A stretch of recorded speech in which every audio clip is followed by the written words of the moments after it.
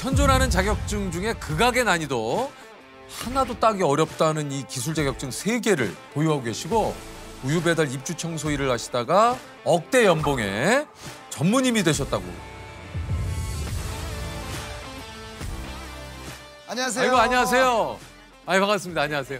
일로 오시죠. 제가 소개를 드리겠습니다. 현존하는 자격증 중에 극악의 난이도 소방시설 관리사, 소방기술사, 건축기계 설비 기술사 한 개도 따기 힘든 자격증을 3개나 딴 불굴의 기술사 임정열 이사님이십니다. 아유 안녕하세요. 반갑습니다. 아유, 반갑습니다. 안녕하십니까. 임정열 씨가 업계에서는 굉장히 신화적인 존재라고 하십니다. 우유 배달 입주 청소 일을 하시다가 하나도 따기 어렵다는 이 기술 자격증 3개를 보유하고 계시고 억대 연봉에 전문임이 되셨다고 지금 하는데. 전문님이세요? 예. 아니 이게 진짜 이게 한 편의 드라마 같은 얘기예요. 그러니까 자격증 수험생 커뮤니티에서도 굉장히 핫한.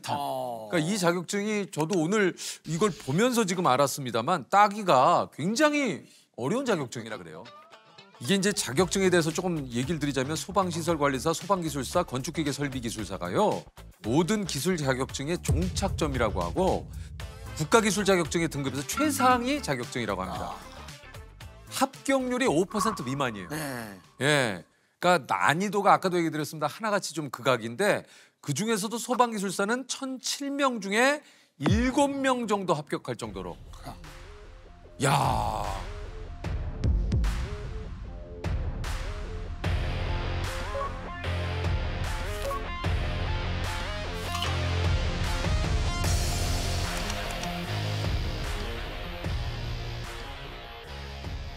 야, 근데 이게 언제 몇 살에 이 자격증을 따신 겁니까? 만 53세에 소방기술사를 취득했습니다. 거의 지금 제 나이 때에 지금 이 기술 자격증을 따신 거네요. 네, 그렇죠. 당시 합격했을 때 제가 최고령 합격자였습니다. 이야. 네. 이게 늦은 나이에 이렇게 지금 자격증을 지금 도전해서 따신 거잖아요. 네.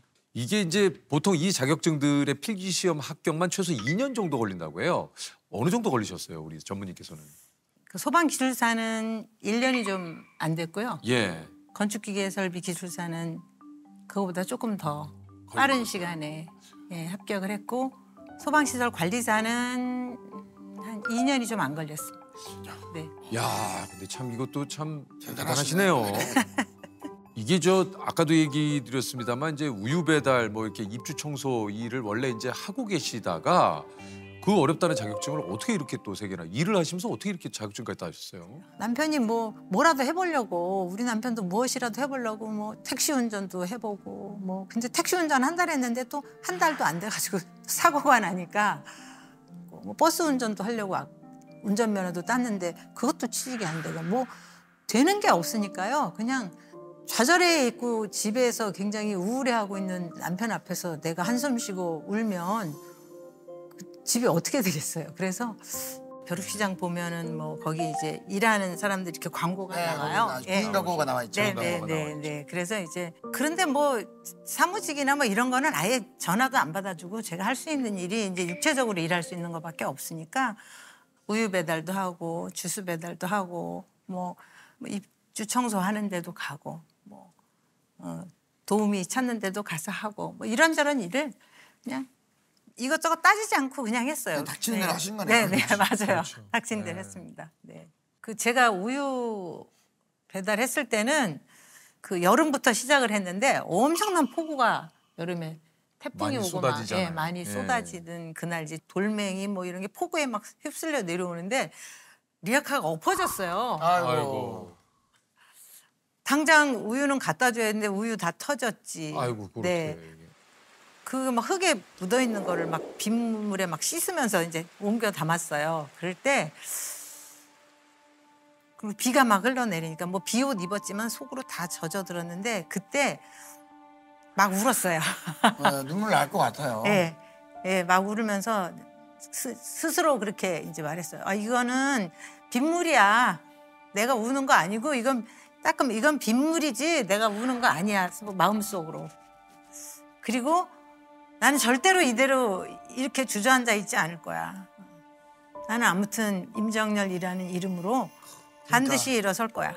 그래서 이제 아까 얘기하신 대로 뭔가 내가 이렇게 하루 벌어서 하루 먹고 사는 걸로는 이건 아니다라는 생각에 자격증 공부를 결심을 하셨다. 네. 그래서 육체적으로 일을 해서 사는 거에는 한계가 있고 어떤 방법이 가장 효율이 높을 것인가를 제가 나름대로 생각을 해봤어요. 그랬을 때 공부해서 그 자격증을 따면 그 다음에 이제 저에게 주어지는 연봉이라는 그 달콤한 열매가 있으니까 그래서 이제 공인중개사 자격증을 한번 공부해보면 어떠냐는 이야기를 주변에서 하더라고요. 그래서 솔깃했어요.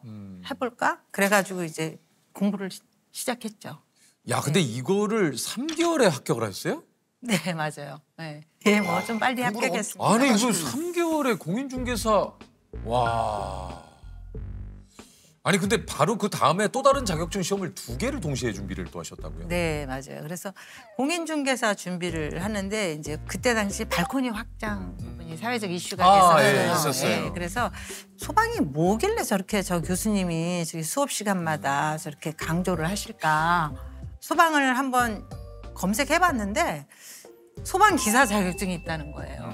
그런데 기사 자격증 가지고 경력 4년이 지나면 기술사가 가능한데 저는 그것이 제 인생의 획기적인 어떤 계기가 되었던 것 같아요. 그래서 두 자격증을 공부를 얼마나 하셨습니까? 뭐 공부할 기간은 사실 이제 석 달 정도밖에 안 되는 거죠. 그래서 기출 문제집을 사가지고 남편하고 같이 우리 삶에서 이 상황을 헤쳐나갈 수 있는 방법은 내가 보기엔 공부밖에 없다. 그래서 제가 남편 손을 잡고 같이 공부를 하러 다녔어요. 아니 어쨌든 이렇게 쌍기사 자격증을 땄는데 바로 좀 취업이 됐습니까? 어떻습니까? 바로 되죠. 쌍기사. 바로 됐어요? 예. 기사나 관리사나 기술사는 법적으로 이 사람이 있어야지 사업을 할 수 있는 그런 법적 맞아요. 제도가 보장이 그 돼요. 있어요. 그게 있더라고요. 그 업을 하기 위해서는 네, 그 네. 자격증을 가진 분이 있어야 되는. 네, 맞아요. 아 그래서 46살에 전기통신회사에 취직을 하시게 네, 됐어요. 맞아요. 어땠습니까? 어찌됐든 이게 이제 직장에 이제 출근하시면서의 그 느낌이 어떠셨어요? 너무 좋죠.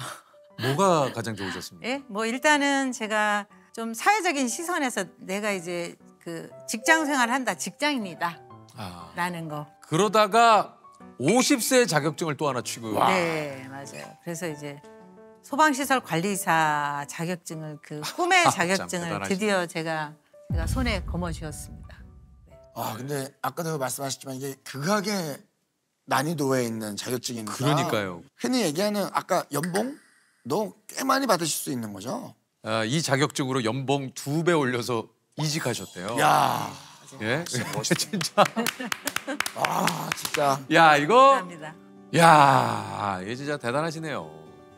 52세 소방기술사에 또 도전을 하시고. 네. 근데 소위 말하면 나이가 들면 들수록 이게 이제 기억력도 조금 뭐 개인차는 있겠습니다만 집중력도 좀 떨어질 집중력도 수도 좀 있고. 떨어지고. 3월 시험이 있고 5월 시험이 있고 8월 3일 시험이 있었어요. 세 번 있군요, 1년에. 네, 1년에 예. 3번 있었는데 이제 첫 번째, 두 번째 시험은 안 되고 너무 그러면서 이제 반성도 많이 했어요.